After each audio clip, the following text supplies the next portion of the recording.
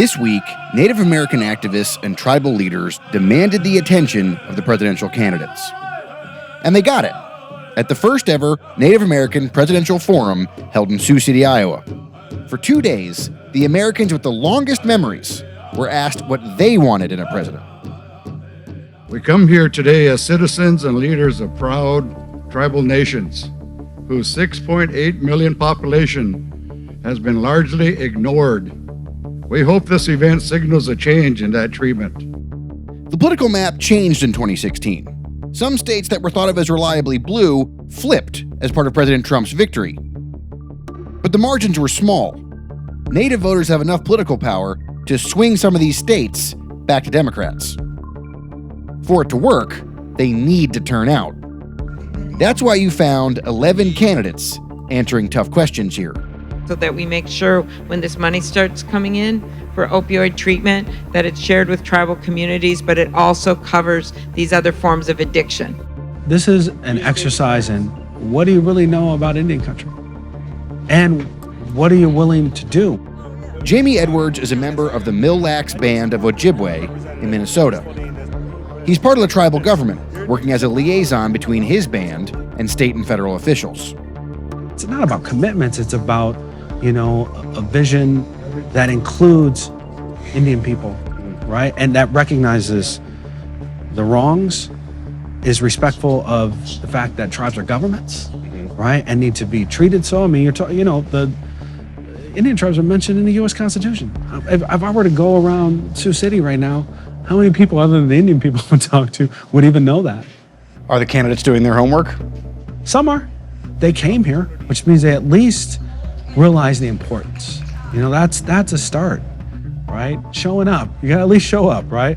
If you don't truly understand, but you care, I think folks will give you a chance.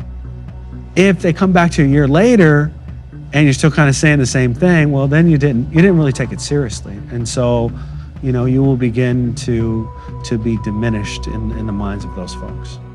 If you're gonna win over this room, you better know what you're talking about. Will you support the removal of the STAIN Act, which is called?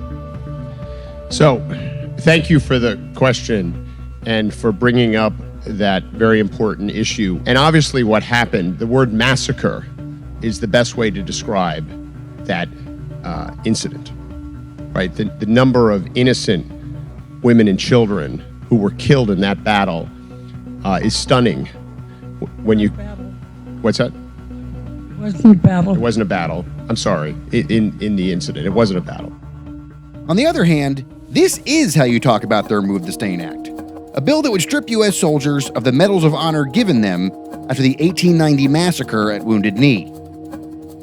And so my question is, will you support the removal of the STAIN Act?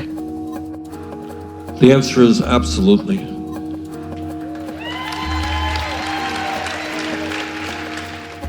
The candidate everyone was waiting for was Elizabeth Warren. Is she going to have a hard time out here? I don't think so. No? I am sorry for harm I have caused.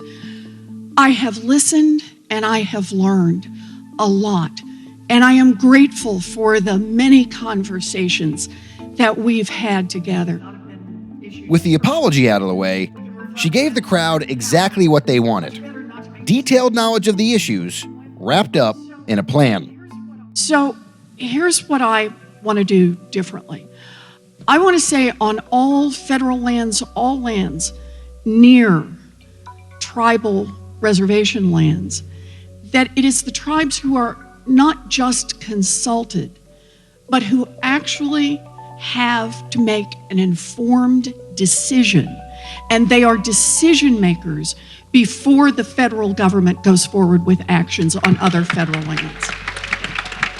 Good. There were a lot of good comments. Senator Warren was great. Bernie, he's a natural. Ileana Castro, who was here. I think Delaney might be the only one who didn't quite, get the briefing documents. There's more to winning this vote than showing up, however. These voters have long-standing and justifiable skepticism. Is it hard to get someone to vote when they can point to a treaty that the federal government has actually broken with them? One of the things I've learned is Indian people are very political, right? And are very cognizant and aware of the atrocities, but they're also aware of the opportunity. And if a candidate can prove that they, or can show and convince the community that they're going to protect their interests through their advocacy while in office, Indian country will show up.